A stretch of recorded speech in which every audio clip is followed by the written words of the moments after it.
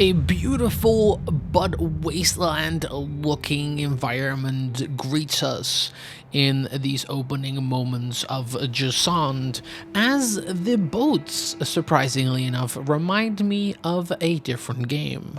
Actually, this kind of reminisces me, some of the designs, could be a coincidence, reminds me of Far, the Far series. I think it's Far Long Tide and Far something else. Kind of reminds me of that.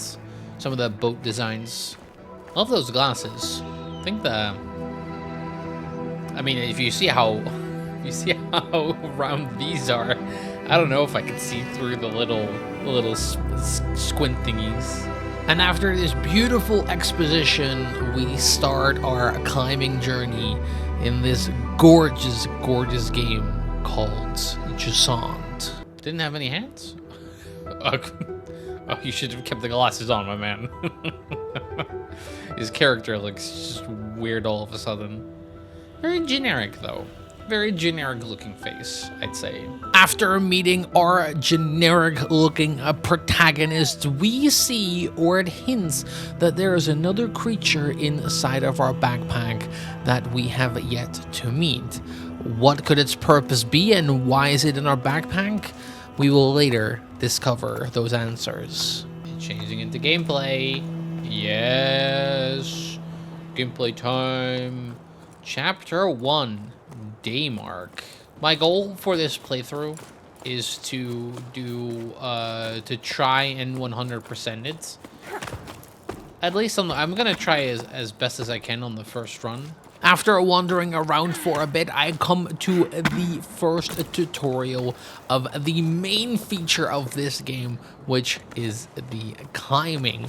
You do that by alternating left and right trigger, which is very weird at the start, and it still remains weird even after the 2 hours I've put into the game currently. Alright, that's kind of weird.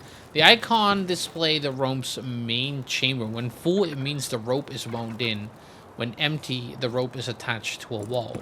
After climbing a surface that is a bit more difficult, the game tells me that I also get 3 pittons that allow me to extend my climbing ability. These 3 small icons represent secondary pittons. If they're full, they're available to use. If they're empty, the pittons are already attached to the wall. Oh.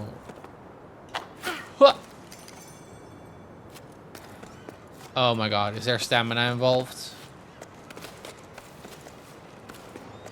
The right-hand gauge represents your stamina. Oh my god. With the introduction of the pittons and the stamina, I continue climbing alongside this wall, trying to figure out how everything works.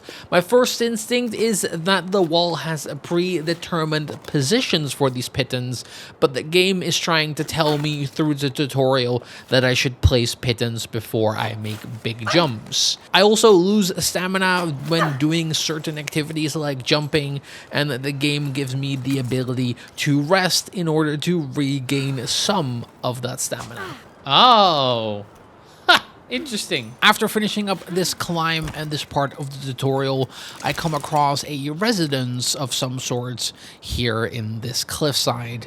I explore it a bit and it confuses me, like the layout confuses me a little bit, but after that I make my way and continue along climbing even more. Oh, I have to go down.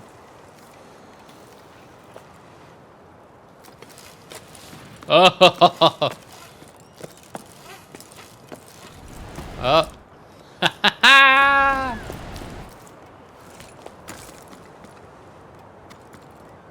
Oh, that's not what I wanted, but okay.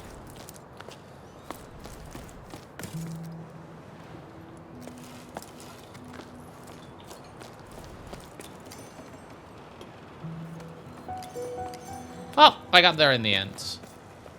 Oh, and I can place the pittons myself, so I determine. After the flawless execution of this part of the tutorial, I walk around a little bit more and discover some sort of a device, which is actually a shortcut, and I'm actually really surprised that this game does feature shortcuts. Oh. That's like a shortcut now. Okay. After exploring a little bit more, I come across a seashell, and listening to that allows me to listen to what this place once was. The voices, the children laughing, the business that took place. This once sprawling environment. I can listen to what it once was before the tide went away fully.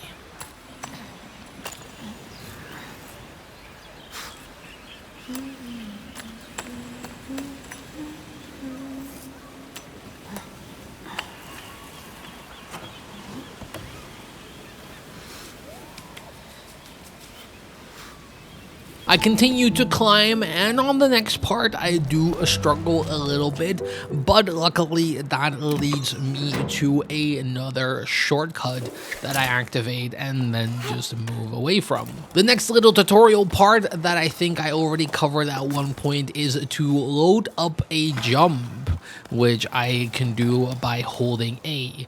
I do struggle a little bit with that, but afterwards I continue onwards and find what seems to be a shortcut device, but my character just tosses his rope to it with the precision that only Hawkeye can match. I mean, just throw that, yeah, no problems. As I continue to explore and walk around, I see the very first cairn that I can complete. After that, I am greeted with a gorgeous view of what seems to be a sentinel tower of some sorts as it pans away and it shows me the scenery of this beautiful landscape and of the beautiful cliffs. As I continue my way to the top of this tower, several letters and scenery pieces distract me from time to time. So is there a letter of a certain Bianca, which seems to be a person that was stuck at this outpost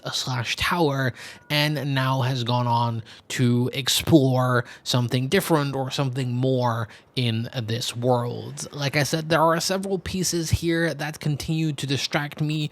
I thought there was a little room to a side piece that I could reach, but unfortunately that was just my imagination. Then once all the exploration is done, all the letters are read, and all the cairns and all the other pieces in this place are touched, I climb to the top of this tower, which shows me a very unique mechanic and shows the true nature of, or perhaps the true purpose of the little creature that has been hidden in our backpack so far. Ooh, what am I gonna do if I listen to that? Do I listen to some... Am I gonna communicate with something?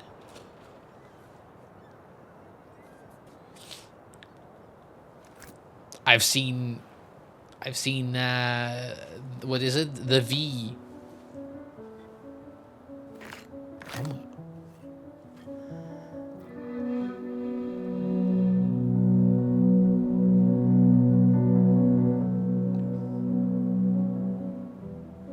It's almost magical. Something gonna... Oh, do we get to see the little creature?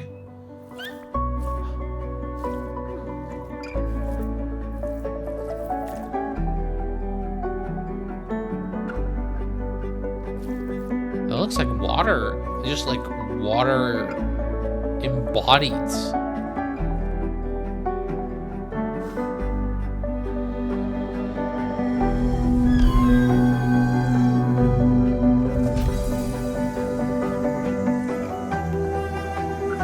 Oh, tattoos are glowing.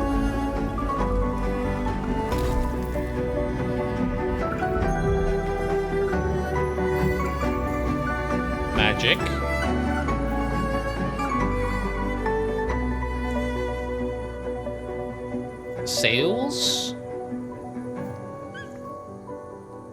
Is this like this? Oh, so I have to do this several more. This reminds me of, what is it? Grow a home? Maybe it's made by the same people. That is a very big possibility. I remember climbing along the plants. Chapter 2, Migration. After that amazing encounter, I land back on my feet and I notice that you can hug the little creature and the achievement says that it is a ballast. After that, he shows me the way as he serves as some kind of navigator or a waypoint detector, I guess. After that, I move my way to the new plants and use the new ability that the ballast has in order to ride along these plants, which I think is incredible. What? Whoa, oh my god. I kind of understand the overwhelmingly positive reviews now. Well, I mean, I've been playing for like 37 minutes, so after exploring a little bit more of the passages around this place, I come across a mural that strangely intrigues me. After releasing an echo from the little creature, it lights up and I get my very first achievement for these murals, and in this game it is called a fresco, and I still do not know what a fresco means in this setting or at all. Hey! Activate a fresco. After exploring and climbing some more, I come to a part where I get a message that says that I have to use all the tools at my disposal in order to make this climb. It is a little bit tricky because I have to swing and figure out the right position in order to climb. The double jump also messes me up from time to time, and then the stamina drain that happens with the actual double jump and the jumping also gets me from time to time. It's also not always clear where you have to go, so I wanted to go sideways, but instead I have to go up. Then again, I should have known in this game you always have to go up if you want to reach your goal. But yeah, eventually I make it to the next part, or I make it to the ledge, and I continue along my way. After exploring a bit more, I discover one of many altars scattered throughout the game.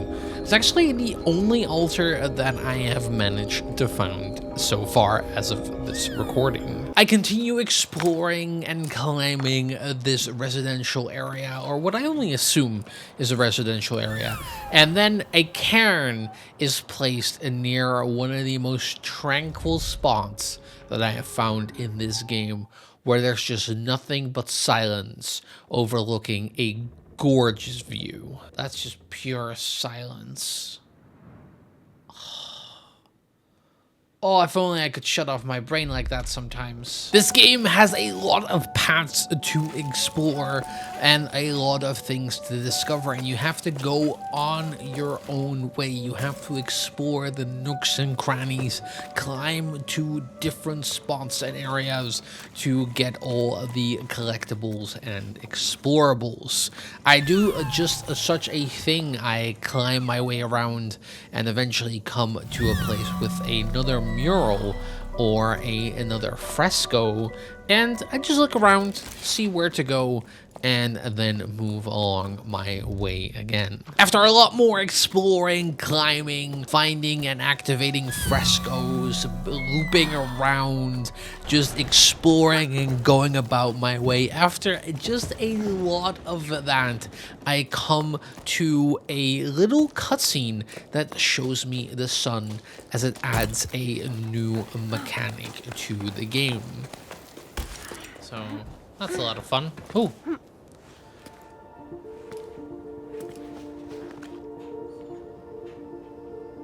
The sun burns ever hot. Man, looks like this was all underwater at some point with all the big corals and everything. So I have to activate all of these different spots, and then at some point the tide returns, I imagine. Oh, chapter 3, solstice. Stamina drops more quickly when the sun is out. Roots will wilt in the sun and disappear after a certain amount of time. I fucking knew it.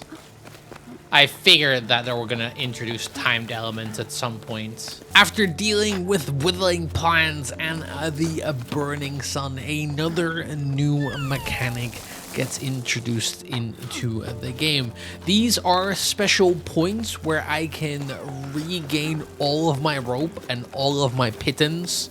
Now, I do have to say, I don't really use my pittons all that much, or not as much as I probably should, but in the end, they're a safety net. They're like checkpoints, and you are free to use them how much you want yourself. But I do appreciate these moments where you can regain all your stamina, because the double jumping, especially failed double jumps, they take up so much stamina, so I'm really happy that these exist. Having been amazed earlier in this playthrough by moving plants, I am now amazed that there are little tiny rock creatures that I can actually hold on to and use as moving platforms. Oh, I guess I'm too heavy.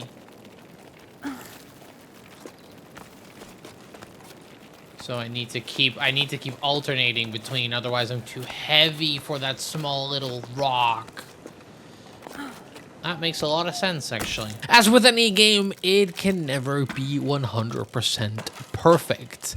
I come across a little shortcut that brings me back to the very first altar that we experienced a little bit earlier on in this video. I try and go back, but it goes horribly wrong with me exploring this shortcut. At first, I was kind of wary whether or not I had already been here, but after going back up and down a few times, I eventually get stuck inside of the rock, having to reload the checkpoint and moving back to the old tree. Yeah, I've already spun this, right? Yeah.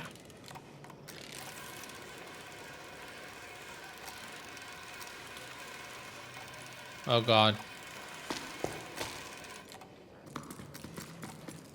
Oh god. Oh god, the game broke. No.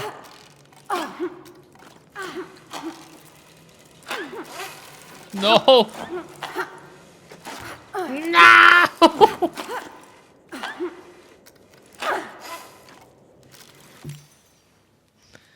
What happens if I do a last checkpoint? Come on. I can't be. I'm not that far. Let me be at the tree.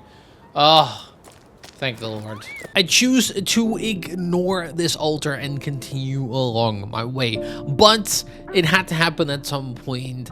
I screw up. I use all my pittons. I use all of the stamina, and I'm just at a wit's end. I don't really know where to go. These moving rock creatures make it very difficult, so I just choose to reload my checkpoint once again and just try over. Just try a different route or a different approach. As nearly all mechanics have introduced themselves in this part of the game, they become more and more impressive with the climbs. At this climb particularly, I think I have 3 different stations where I can get my stamina back. There are plants that have to deal with the sun. There are moving rock creatures. There's just so many different elements that I have to deal with and manage. And it takes me a good little time before I can actually get through this part of the game. But luckily, it is a very cozy, relaxing type game where I can take my time and try different approaches if things do not work. I have another impressive climb ahead of me as I am getting closer and closer to the second altar, or second big moment within this game. There are more and more challenges coming ahead of me as I am trying to understand or trying to better place my pittance. That is my downfall. I fall quite a lot of times, and I have zero clue if what I'm doing is right. I do not like the timed mechanics of the sun at all. I do get why they're at it, but I don't like them. And after a lot of trial and error, I do make it to the next point. This next point, though, kind of gives me what I feel like is an option between a hard route and a safe route. I do go for the safe route because I don't want to exert any more effort into this climbing game, but it only brings me up a little bit higher, though I do like the less effort that I have to put into this climb. So are they giving me an option right now? Is this the hard path and this is the easy path? Oh, for right now, I'm gonna take the easy path. There might be an achievement involved in doing the easy path or the harder path, but for right now, in order to reach the second altar, I just have to tag along on these rock creatures a little bit more. I do make my way. I think it is a very interesting mechanic. These rock creatures continue to amaze me. The fact that they can hold my weight just like this, but I do make it to the second altar after just a little bit of tagging along and a little bit of climbing on my own. Ah, this seems to be about the second altar that yeah. Oh, it still looks so weird. I've seen Gen V, that's what I wanted to say. I've seen Gen V, and there is a character in there who has an obsession with anything that looks like a hole. This kind of reminded me of it.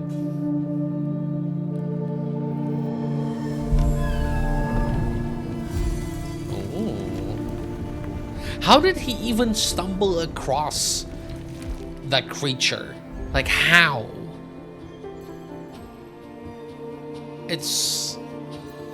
yeah, 2 of the 5. So there's 3 more to go, and then I assume there's 1. Oh?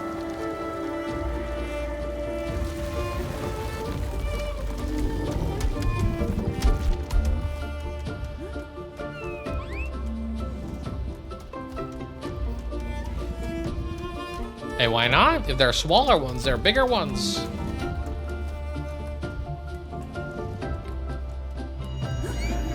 Oh?